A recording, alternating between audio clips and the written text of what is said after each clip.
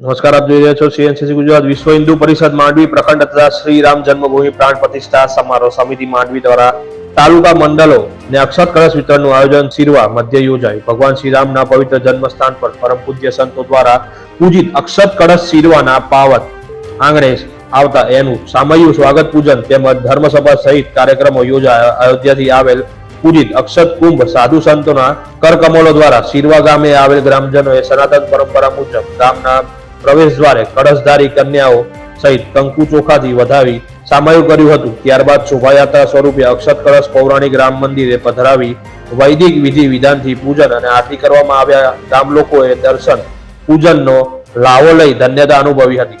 ત્યારબાદ ધર્મસભા યોજાઈ હતી। લોકોને અયોધ્યામાં બની રહેલ ભવ્ય રામ મંદિર પ્રાણ પ્રતિષ્ઠા મહોત્સવની માહિતી અપાઈ અને આગામી ઉત્સવ ઉજવવા બાબત માહિતગાર કરવામાં આવ્યા।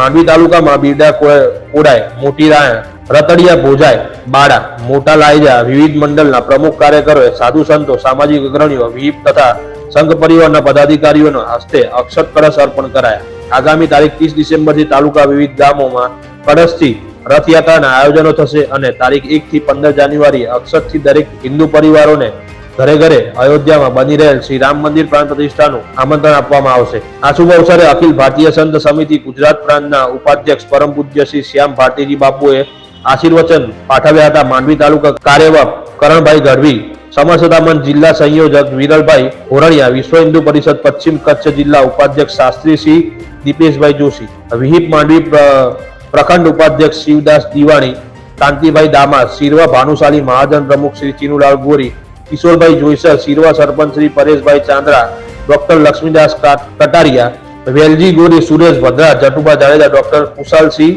ચાંદ્રોગા, વૈભવ સંઘવી, જીગર બાપટ, રાજન ચૌધરી, સ્મિત કોકાર, કાંતિ ભદ્રા, ગિરીશ દામા, કિશોર દામા, ભાનુશાલી મહિલા મંડળ શિરવાના બહેનો, જય માતાજી મંડળ શિરવા, વિવિધ પદાધિકારીઓ, સંઘ પરિવાર, વિવિધ ભગીની સંસ્થાઓ, સામાજિક રાજકીય મહાનુભાવો તેમજ બહોળી સંખ્યામાં રામ સેવકોની ઉપસ્થિતિમાં ભવ્ય સ્વાગત પૂજન થયું।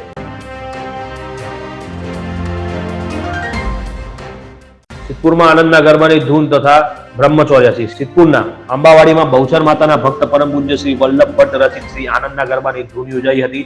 બ્રાહ્મણ શેરી ઊંઝા આનંદ ગરબા મંડળ આયોજિત ધૂનમાં સમગ્ર ઉત્તર ગુજરાતના 15 જેટલા ગરબા ધૂન મંડળો ઊંઝા, સિદ્ધપુર, અમદાવાદ, મહેસાણા, ગુજારિયા, નંદાસર સહિતના મંડળના સભ્યો ઉપસ્થિત રહી આનંદના ગરબાની ધૂન કરી હતી। ઊંઝા આનંદ ગરબા મંડળના વીણાબેન રાવલે જણાવ્યું હતું કે વર્ષ 2009માં મંડળની સ્થાપના કરી નિયમિત આનંદ ગરબા ધૂન સહિત માતાજીની શોભાયાત્રા, ફેરી સહિતના કાર્યક્રમો યોજાયેલા છે। આ પ્રસંગે પૂર્ણાહુતિ બાદ બ્રહ્મચર્યાસીનું આયોજન પણ કરાયું હતું। જનકબેન આચાર્ય, સાધનાબેન જોશી, હિનાબેન પટેલ, સિદ્ધપુર બ્રહ્મ સમાજના પ્રમુખ હિતેશભાઈ પંડ્યા, ભરતભાઈ દવે, અરુણભાઈ પાધ્યા, મહિલા મંડળના પ્રકાશબેન દવે, પ્રજ્ઞાબેન ઠાકર, હર્ષાબેન શુક્લ સહિતને જહેમત ઉઠાવી હતી। સરસ્વતીના મેલુસણ ગામે રહેતા વિપુલભાઈ ડુંગરભાઈ રબારી પર ઘરેથી ખેતરમાં આવી રહ્યા હતા અને ત્યાંથી વાયર કેનાલમાં પાણી જોવા બાઇક લઈને જઈ રહ્યા હતા। તે સમયે શિયોરી તરફથી આવી રહેલ કાર GJ2 CL 2359 અને પાટણ બાજુથી જઈ રહેલ બાઇક GJ18 DC 2038 સામે અથડાતા અકસ્માત સર્જાતા મેલુસણ ગામના બાઇક ચાલક વિપુલભાઈ રબારીને માથાના ભાગે ગંભીર ઈજાઓ પહોંચતા સ્થાનિક લોકો ખાનગી વાહનમાં દવાખાને લઈને જઈ રહ્યા હતા। તે સમયે 108 ને જાણ કરતા કાંસા 108 EMT પાયલોટ સ્થળ પહોંચી જઈ ઈજાગ્રસ્ત ધારપુર સિવિલ હોસ્પિટલમાં સારવાર માટે ખસેડવામાં આવ્યા હતા। વધુ સારવાર માટે જનતા હોસ્પિટલમાં રિફર કરવામાં આવ્યા હતા। બાઇક ચાલકનું માથું કાર પર પટકાતા માથાના વાળ ચોંટી ગયા હતા। અકસ્માતમાં કાર સાઈડમાં ઉતરી જતા કારમાં બેઠેલ મુસાફર અને ડ્રાઈવરનો આબાદ બચાવ થયો હતો। બંને વાહનોને આગળના ભાગે નુકસાન થયું હતું। પાટણ ઊંઝા હાઈવે પર ધારપુર સિવિલ નજીક સામે આવી રહેલ બંને ડમ્પર ચાલકો અગમ્ય કારણોસર સ્ટીયરિંગ ઉપરનો કાબુ ગુમાવતા ધડાકાભેર સામે અથડાતા હતા। જેમાં એક ડમ્પરના આગળનો કેબિનનો ભાગ ભારે ટક્કરના કારણે ભાગીને ભૂકો થઈ ગયો હતો, જેમાં અંદર બેઠેલા ડ્રાઈવરને પગના ભાગે ઈજાઓ પહોંચી હતી। બીજા ડ્રાઈવરને સદનસીબે બચાવ થતા કોઈ જાનહાનિ થવા પામી ન હતી। મોડી સાંજ સુધી ઘટના મામલે કોઈ ફરિયાદ નોંધાઈ ન હતી।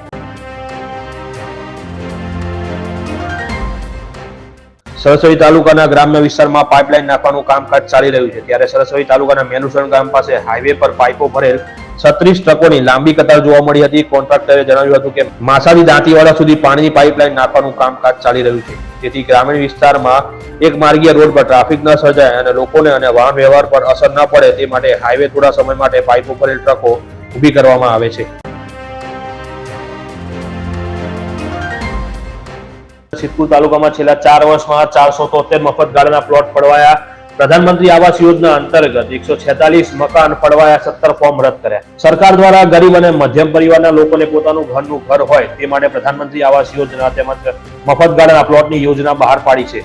ત્યારે સિદ્ધપુર તાલુકાના કક્ષાએ છેલ્લા 4 વર્ષમાં 473 મફત ગાળાના પ્લોટ ફાળવવામાં આવ્યા હતા. તેમજ પ્રધાનમંત્રી આવાસ યોજના અંતર્ગત 146 આવાસ યોજનાઓના મકાન ફાળવ્યા હતા, જે હાલમાં પ્રગતિના કામગીરી ચાલી રહ્યું છે.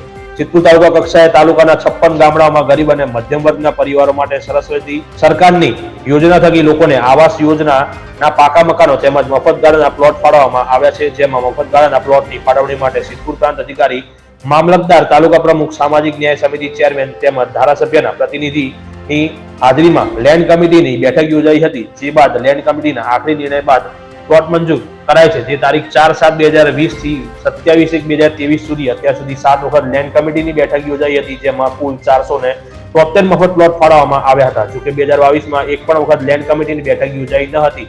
આ ઉપરાંત પ્રધાનમંત્રી આવાસ યોજના અંતર્ગત તાલુકામાં 167 આવાસમાં ઓનલાઈન ફોર્મ ભરાયા હતા, જેમાંથી 17 જેટલા રદ કર્યા હતા અને 146 મકાનો મંજૂર કરાયા હતા, જેમાંથી 123 મકાનોની ફાળવણીની કામગીરી ચૂકવણી પ્રગતિમાં છે, એવું તાલુકા પંચાયતના સૂત્રોએ જણાવ્યું હતું.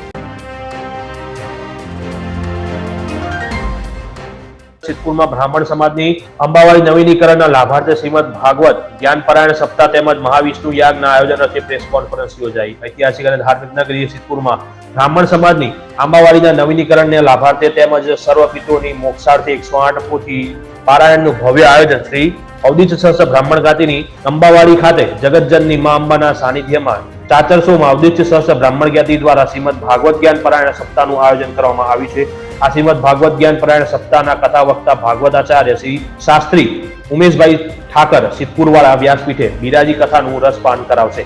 આ શ્રીમદ ભાગવત જ્ઞાન સપ્તાહ માક્ષરવદ પાંચમ ને સોમવારના 1/1/24 થી માક્ષરવદ 11 તારીખ 7/1/24 સુધી દરરોજ બપોરે 3:30 થી સાંજે 7:30 કલાક સુધી યોજાનાર છે. આ પારાયણમાં પ્રથમ દિવસે પોથી યાત્રા, બીજા દિવસે શ્રી સુખદેવજીનું પ્રાગટ્ય, ત્રીજા દિવસે શ્રી વામન અવતાર, ચોથા દિવસે શ્રી કૃષ્ણ જન્મોત્સવ, પાંચમા દિવસે શ્રી ગોવર્ધન પૂજા તેમજ રાસલીલા, છઠ્ઠા દિવસે શ્રી રૂક્ષ્મણી વિવાહ, ભગવાનનું મામેરું, ભગવાનની જાન તેમજ સાતમા દિવસે શ્રી પરીક્ષિત રાજા મોક્ષની કથાના સુંદર વર્ણન સાથે શ્રીમદ ભાગવત પારાયણનું વિરામ કરાશે. તેમજ બીજા દિવસે માક્ષરવદ 12 સોમવાર તારીખ 8/1/24 ના રોજ હોમાત્મક 11 કુંડી મહા વિષ્ણુ યાગનું પણ સુંદર આયોજન કરવામાં આવ્યું છે.